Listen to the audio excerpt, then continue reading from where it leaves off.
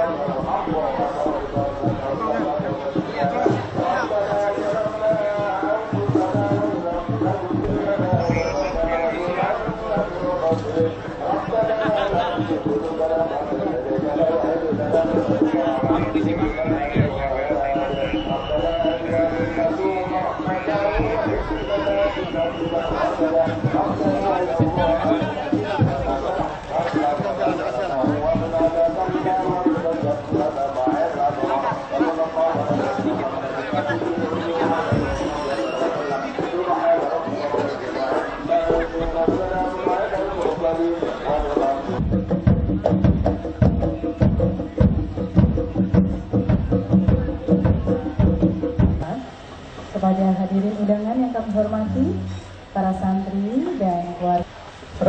Bukan. Saya grogi kemarin sudah ditimbali ibu itu. Saya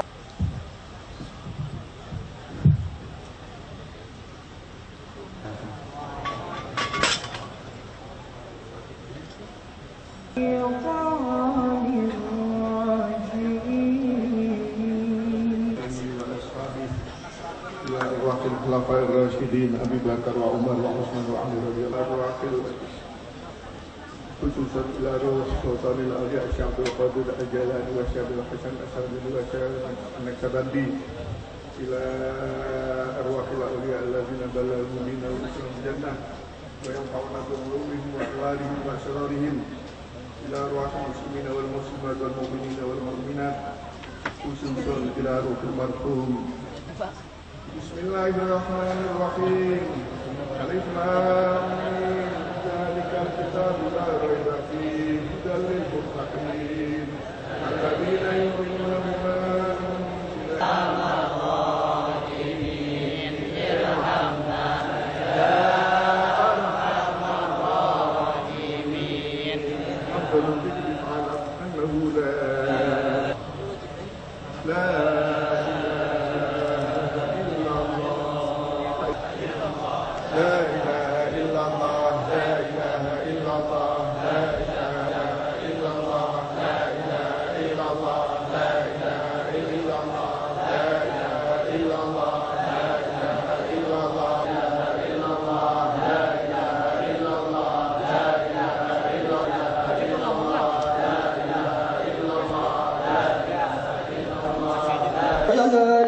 بنورك يا ربي اهدنا وحمانا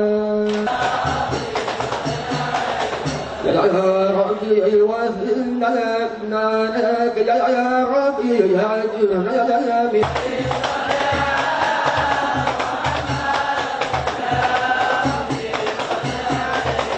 يا ربي وارزقنا شهادات يا ربي اهدنا بالسعادة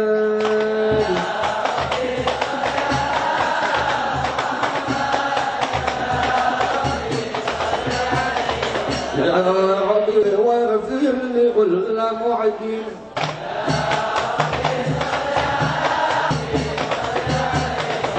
اللهم صل وسلم وبارك عليه وعلى آله وبحمده سبحان الله وبحمده سبحان الله وبحمده سبحان الله وبحمد الله وبحمده سبحان الله سبحان الله وبحمده يا الله يا الله يا الله يا الله يا الله يا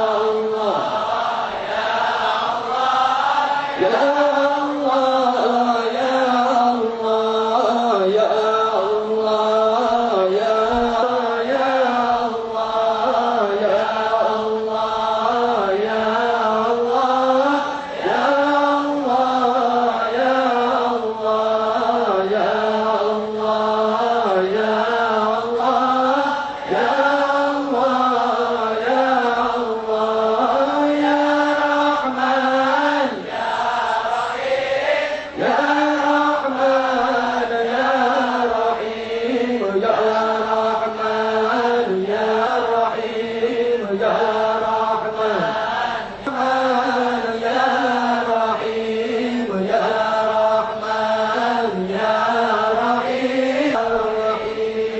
Bismillahirrahmanirrahim. Alhamdulillah rabbil alamin. Laqad ja'akum rasulun fa inna wallahu khairul 'azzi Allahu la ilaha illa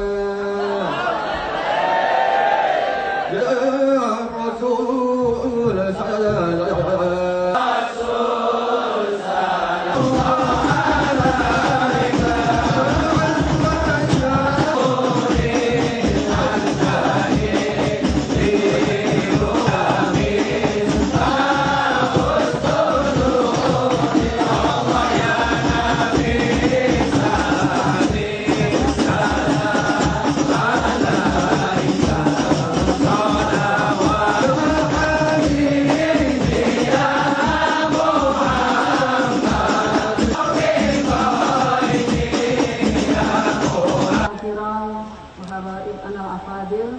khususan Haji Abdurrahman Wahid menyelenggarakan haul atau peringatan wafatnya Gus Dur yang keempat.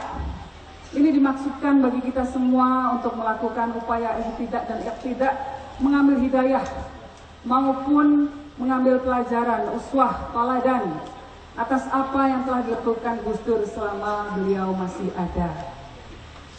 Memang mengambil pelajaran dari apa yang dilakukan Gus Dur itu gampang-gampang susah. Kenapa gampang-gampang susah? Karena Gus Dur itu ibaratnya teks agama, sifatnya ada yang muhkamat atau terang benderang, tapi juga ada yang mutasyabihat, yaitu sama-sama bingung, bikin orang jadi bingung. Apa ini maksudnya Gus Dur? Bahkan ada teman saya, orang Amerika, mengatakan ada 4 mysteries in life, katanya. Birth, death, marriage, and Gus Dur. Ada 4 misteri kehidupan, yaitu kelahiran, kematian, lalu jodoh, yang terakhir Gus Dur, katanya. Saking bingungnya untuk memahami Gus Dur. Namun dari berbagai hal yang jelas maupun yang samar-samar yang harus kita pikirkan mendalam tentang Gus Dur, ada 2 hal yang sangat terang benderang yang telah dilakukan Gus Dur selama beliau hidup. Dan kita berharap melalui acara seperti haul pada hari ini, apa yang dilakukan oleh Gus Dur itu tetap bisa kita uri-uri atau kita hidupkan dalam kehidupan kita ke depannya. Teladan yang pertama dari Gus Dur adalah keberpihakan beliau kepada yang lemah. Selama ini Gus Dur seolah-olah dipahami hanya sebagai pembela minoritas saja. Namun sebetulnya yang lebih utama, Gus Dur itu adalah pembela mereka yang lemah atau kaum mustad'afin. Siapapun mereka, apapun golongannya, apapun agamanya, apapun sukunya, semua yang dilemahkan, semua yang dianiaya, semua yang dipinggirkan dibela oleh Gus Dur. Teladan yang kedua dari Gus Dur adalah sikap hidup beliau yang sangat bersandar kepada keikhlasan dalam menjalani kehidupan beliau. Banyak contoh yang kita lihat yang mencerminkan sikap keikhlasan tersebut. Bahkan paling ekstrimnya dalam sakitnya beliau tidak pernah mengeluh kepada Allah. Karena mengeluh artinya tidak ikhlas menerima takdir dari Allah. Sikap hidup beliau yang seolah-olah penuh humor, ya kan? Pasti banyak yang tahu humor-humornya Gus Dur ya. Sesungguhnya juga penjelmaan dari sikap ikhlas tersebut. Waidah fakih yasir wala tu'assir adalah inspirasi dari cara pandang Gus Dur yang mencoba mencari solusi mudah bagi semua persoalan-persoalan yang kadang kelihatannya sulit. Yang kemudian oleh beliau diartikulasikan dalam kalimat, gitu aja kok repot. Ya jangan dipersulit kalau bisa dipermudah. Nah, karena bagi Gus Dur, hidup itu harus ikhlas. Begitu ikhlas, maka hidup menjadi enteng dan tanpa beban. Keikhlasan inilah yang menjadi tema dari acara haul Gus Dur yang keempat kali ini. Dalam haul ini, selain baca Yasin dan tahlil, kita juga melakukan istighosah yang membawa maslahat atau kemakmuran berdasarkan keadilan sosial dan juga kemanusiaan. Keikhlasan menjadi sangat penting dalam mengisi proses transisi tersebut.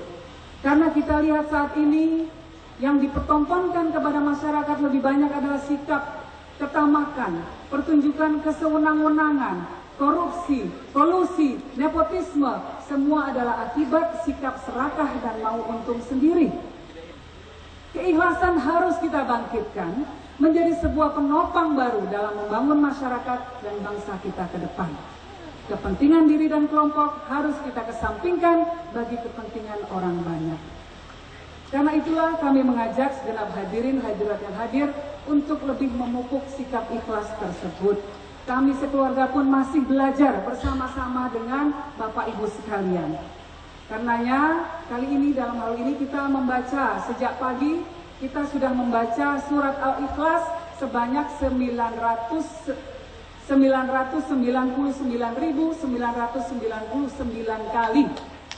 Nanti pamungkasnya kita minta sekalian memberikan tausiah Kiai Tolhah untuk menutup memimpin hadirin hadirat bersama-sama membacakan surat Al-Ikhlas yang ke-1 juta kalinya. Ini adalah sebagai penanda niatan kita untuk belajar ikhlas dalam hidup. Bapak Ibu sekalian yang saya hormati, bersama kita telah hadir beberapa tokoh, teman-teman, sahabat Gus Dur. Tadi sudah saya sebut, disukai Gus Dur, seringkali menyanyikan atau dikumandangkan oleh Gus Dur sebelum beliau meninggal. Mari kita nyanyikan bersama-sama. Jadi para tokoh-tokoh bangsa dan saya untuk sedikit berbicara tentang Gus Dur dari sejak muda. Sekarang setengah baya saya. Tapi waktu muda saya dekat sama Gus Dur. Sebelum ada bayangan beliau akan jadi presiden. Saya kenal Gus Dur sebagai, sebetulnya yang saya anggap beliau ini adalah jenius. Seorang yang brilian. Seorang yang bisa bicara tentang banyak masalah tanpa teks, secara mendalam dan secara arif Beliau dari sejak muda adalah orang yang wise, yang arif. Itu yang terkesan dari saya. Dari sejak muda beliau punya dedikasi besar terhadap demokrasi. Waktu saya mulai dekat sama beliau, walaupun tadi disebut kami adalah tetangga, tapi saya mulai dekat. Saya waktu itu berpangkat mayor, beliau masih penulis kolom, kalau tidak salah di majalah Tempo.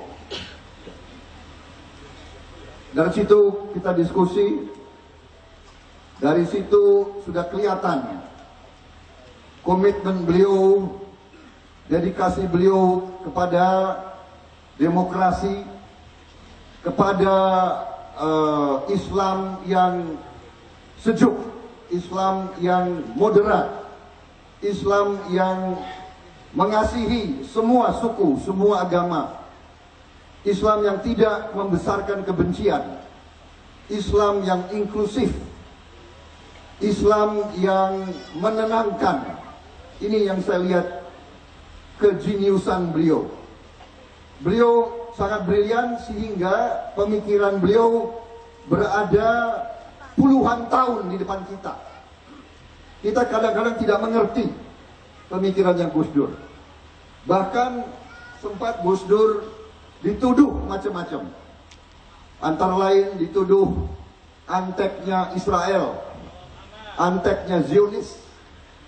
Padahal beliau punya pemikiran jauh ke depan, bahwa semua kalangan, semua umat di dunia harus saling berhubungan baik dan saling menghormati. Jadi ini adalah sesuatu yang mengesankan bagi saya, karena saya kadang-kadang juga bingung menghadapi pemikiran-pemikiran Gus Dur. Baru sekarang Gus Dur tidak ada, baru kita merasa bangsa Indonesia, umat Islam di Indonesia kehilangan seorang tokoh yang sangat besar. Karena itulah yang kita harapkan, seorang pemimpin umat yang bisa memberi kesejukan, memberi rasa damai, memberi rasa aman kepada semua suku, semua agama, dan semua ras, dan semua kelompok etnis yang ada, tidak hanya di Indonesia, tapi di seluruh dunia. Karena itulah tidak heran bahwa Gus Dur sangat dihormati di banyak negara. Kadang-kadang di negaranya sendiri banyak orang yang tidak mengerti kebesaran seorang Gus Dur. Sesudah beliau tidak ada, baru kita merasakan betapa kehilangan bangsa Indonesia dengan seorang tokoh seperti Gus Dur. Saya kira itu yang ingin saya sampaikan, ya. Dong Pak, kalah sama wakilnya Menko. Sebelah kanannya ada Pak Insinyur Haji Akbar Tanjung. Ya, ada Prof. Magnis. Nah, lagi tidak hanya yang Islam, Gus Dur juga teman. Ini daya tarik. Ya. Namanya makanya Front Magnet itu kan punya daya tarik. Magnis. Yang jumlahnya banyak ABS. Magnis. Presiden dan akhirnya saya menjadi ajudannya. Sama Pak Wahyu. Sehingga saya mengenal beliau saat beliau menjadi presiden. Banyak pelajaran yang saya ambil dari beliau, tadi sudah disampaikan juga. Satu ayat yang saya sampaikan tadi, bahwa kiblat kita berbicara, kiblat kita memimpin keluarga, memimpin masyarakat, memimpin negara ini adalah junjungan kita Nabi besar Muhammad SAW. Oleh karenanya saya kira cara yang diterapkan oleh beliau itu adalah mencontoh bagaimana Nabi kita memimpin umat, memimpin keluarga, memimpin negara, dan memimpin kita semuanya. Sehingga kejujuran yang ditampilkan, keberanian yang ditampilkan, dan seluruh yang ditampilkan oleh beliau adalah mencontoh. Laqad kana lakum bi Rasulillah, sesungguhnya di dalam diri Rasulullah terdapat suri toladan. Nah, itulah sebetulnya suri toladan yang harus kita toladani bersama, apapun profesi kita masing-masing. Kalau kita mentoladani dari aspek apapun yang kita lakukan, maka tidak mungkin akan terjadi persoalan-persoalan yang berkembang saat ini, yang menimbulkan berbagai persoalan bangsa yang kita hadapi bersama saat ini. Dan tadi habis yang saya ambil juga, ini pelajaran dari beliau bahwa Muhammad diutus ke muka bumi. Sinta dan seluruh keluarga besar Gus Dur. Pertama terima kasih pejabat tinggi negara, para ibu-ibu muslimat, para santri, media, dan undangan. Selamat malam, salam sejahtera kita semua. Saya kenal Gus Dur itu karena setelah beliau tidak jadi presiden, saya kenal Mbak Yeni dulu. Nah, saya waktu itu terpilih jadi bupati di tempat yang muslimnya 93%. Kalau kita gunakan peta politik, Belitung itu tahun 55, terus pemilu itu yang menang itu Partai Masyumi sebetulnya. Maka yang kuasai sana itu Partai Bulan Bintang. Nah, saya orang muslim. Lalu saya kenal, lalu kemudian 16 bulan setelah jadi bupati, saya harus berhenti. Kenapa? Karena saya ingin sekali Undang-Undang Nomor 40 tahun 2004 tentang Sistem Jaminan Sosial Nasional itu berlaku di Indonesia. Nah, saya mengusulkan pada gubernur supaya dilakukan, karena saya percaya tidak mungkin kita menghadapi pertempuran perdagangan bebas Asia Tenggara 2015 kalau kita tidak memiliki jaminan sosial nasional. Kesehatan, pensiun, kematian, hari tua, kecelakaan, itu yang ada di pikiran saya. Nah, waktu usul pada gubernur bilang tidak mau. Kalau mau nyalon gubernur, nantang kira-kira gitu. Tapi waktu itu saya harus berhenti dari bupati. Nah, dan tidak ada partai yang mau mendukung saya. Saya telepon Mbak Yeni, yang ada kursi satu saja di provinsi hanya PKB. PKB-nya Pak Gus Dur. Nah, saya temuin Pak Muhaimin, dulu ada Hanif, saya temu. Waktu itu pertanyaan Gus Dur sederhana sekali. Kenapa mau berhenti? Apa maunya gitu kan? Saya bilang saya ingin mewujudkan ada pensiun pertama di Indonesia, Provinsi Bangka Belitung. Supaya orang tua bisa ada pensiun, kesehatan sudah jalan. Gus Dur tertarik. Lalu di sini ada Bang Bursa Indobi.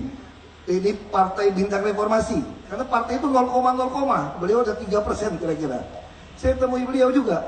Beliau tanya, ada berapa teman, masa partai Islam dukung kafir gimana kira-kira gitu kan. Tapi beliau panggil saya ketemu. Terus beliau tanya, maunya apa? Saya jual nama Gus Dur. Gus Dur udah dukung saya bang. Kira-kira gitu. Kenapa mau dukung? Nah, saya ceritakan soal AFTA 2015. Kalau saya jadi gubernur Bangka Belitung, saya punya 8 tahun untuk menyiapkan Bangka Belitung menjadi pusat pertempuran negara Asia Tenggara. Itu saya sampaikan. Akhirnya begitu dicalonkan, ini yang repot. Hanif, saudara Hanif dan Pak Muhaimin mengatakan, jangan ngarap Gus Dur mau kampanye buat kamu, karena Gus Dur sudah sakit cuci darah, semua tidak ada yang kampanye. Bahkan calon PKB langsung pun tidak kampanye lagi. Saya bilang, saya akan ngomong sama Gus Dur. Terus saya cerita, Gus Dur bilang, iya, saya mau kampanye buat kamu. Tapi Gus, tidak ada pesawat charteran pribadi Gus, uang saya tidak cukup. Naik pesawat Sriwijaya Air saja Gus, tidak apa-apa. Tapi pesawatnya terbang jam 6 Gus, nanti tidak apa-apa. Sholat subuhnya gimana Gus? Di bandara saja katanya. Ini semua oke. Padahal begitu terbang ke Bangka, balik lagi cuci darah untuk berangkat lagi. Dan kita tahu kan, saya bisa mengerti kenapa Gus Dur tidak boleh kampanye. Sebagai mantan presiden, kalau kampanye tidak mungkin dikawal polisi. Tidak ada yang mau for itu. Dan kampanye selebarannya itu menyakitkan. Gus Dur kiai palsu, mendukung kafir jadi gubernur. Lalu saya bacakan sama Gus Dur, Gus, ini bilang Gus Dur kiai palsu, biarin aja. Saya bilang ini ditempel di mana-mana Gus. Tidak ngerti Islam itu katanya, tidak ngerti Al-Quran. Islam tidak begitu, kata beliau. Itu tuh tidak ngerti isi Al-Quran, biarin saja, kata Gus Dur. Ya Gus Dur aja begitu, saya sebetulnya agak marah gitu ya. Karena tempelin kemana-mana kan, kafir menang, kami jihad, mau bakar toko-toko, mau bakar gudang-gudang. Nah begitu dicurangin, Gus Dur waktu itu tidak terima sama Mbak Yeni. Kita bawa ke MA waktu itu, bisa menang, tapi jangan rusuh. Lalu saya waktu itu lagi cuci darah, Gus Dur di RSCM. Saya bilang, Gus, ini bisa rusuh, Gus. Biarin aja. Kita kirim 2000 banser waktu itu katanya. Wah, 2000 banser makannya gimana? Bikin tenda saja, naik kapal gitu, kasih makan saja. Saya bilang, Gus, kalau nanti banser, nanti bisa mati orang nanti. Saya bilang, ribut. Gus Dur bilang, gak mungkin katanya, gak berani lawan banser, kira-kira gitu kan. Tapi saya bilang, Gus, lebih baik janganlah Gus, nanti orang mati gara-gara saya pengen jadi gubernur. Terus Gus Durnya diem. Terus saya bilang, Gus, orang Tionghoa, turunan Tionghoa belum bisa lah Gus jadi gubernur. Gubernur itu cuma 33 Gus di tanah air ini. Terus beliau diam, dia bilang begini, siapa bilang jadi presiden aja bisa kamu, katanya. Itu Gus Dur kasih semangat. Jadi kalau orang bilang saya berani berpolitik hari ini, ya karena Gus Dur yang kasih saya semangat, kasih saya keberanian. Nah lalu setelah gagal, ada radio Hutan Kayu menyelenggarakan talk show tentang SJSN, Sistem Jaminan Sosial Nasional. Dan Gus Dur ngajak saya lagi bicara bahwa kita penting punya SJSN. Dan kita bersyukur hari ini, tahun depan 1 Januari 2014 negara kita akan pertama kali melaksanakan SJSN, BPJS. Dan inilah cita-cita Gus Dur, supaya setiap orang punya keadilan sosial, bukan bantuan sosial yang hanya dibantu ketemu, tapi setiap warga punya jaminan kesehatan, jaminan pensiun. Nah itu yang Gus Dur ingin lakukan. Makanya Gus Dur selalu katakan, saya ingin lihat ada gubernur Tionghoa pertama. Dan itu adalah kamu yang bisa melaksanakan SJSN dengan baik. Maka hari ini saya merasa tetap berhutang pada Gus Dur. Saya bukan habitat saya di dunia politik, jujur saja. Saya hanya ingin melihat ada keadilan sosial di negara kita. Ada sistem jaminan sosial nasional. Sehingga saya boleh kembali lagi jadi pengusaha. Lebih bebas. Pengusaha yang tidak dipres-pres lagi, tidak ditekan-tekan lagi. Karena negara ini akan lebih baik. Nah tentu saja saya sangat yakin Gus Dur sangat mempengaruhi cara saya berpikir.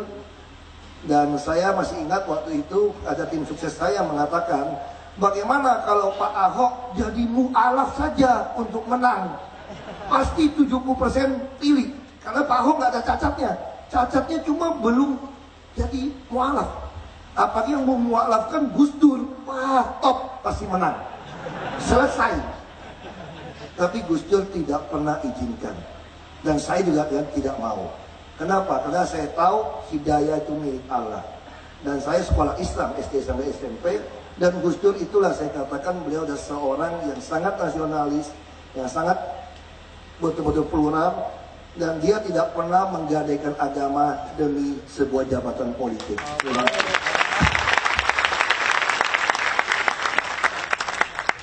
Lihat gambar wajah seorang pemimpin yang muncul di stiker, di kaos oblong, di pantat truk. Pemimpinnya dada-dada. Depan bang ya, depan bang ya, sorry bang ya, bang, maaf bang, kami jalan bang. Ya bentar bang, lagi doa. Lagi doa, sambil jalan aja bang. Saya harus berangkat ke luar negeri, jadi saya minta izin duluan. Ya. Sambil jalan. Bro? Aduh, iya.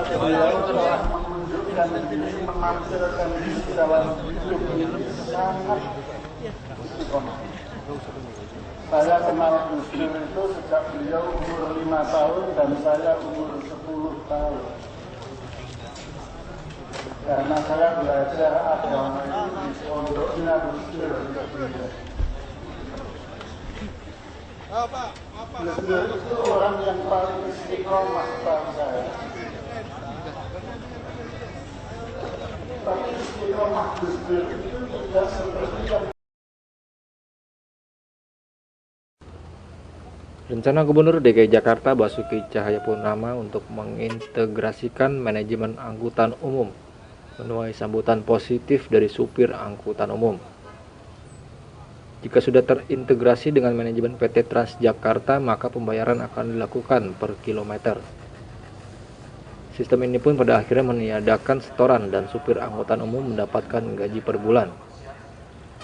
Supir angkutan umum pun nantinya tidak perlu dipusingkan dengan sistem setoran sebagaimana saat ini, sehingga memicu aksi ngebut dan ugal-ugalan di jalan. Kepada beritajakarta.com, Senin 12 Januari 2015, di Terminal Blok M Jakarta Selatan, Eko, supir Metro Mini 69 rute Ciledug Blok M mengatakan dirinya setuju dengan kebijakan Pemprov DKI Jakarta dengan memberlakukan gaji bulanan. Lebih lanjut, Eko menambahkan sistem setoran membuatnya terbebani dan harus kejar setoran. Eko pun berharap pemberlakuan sistem baru akan membuat kehidupannya lebih baik lagi. Kendalanya banyak sih, kadang ya setoran, kadang enggak. Berapa sih bang setorannya biasa sehari bang? 400.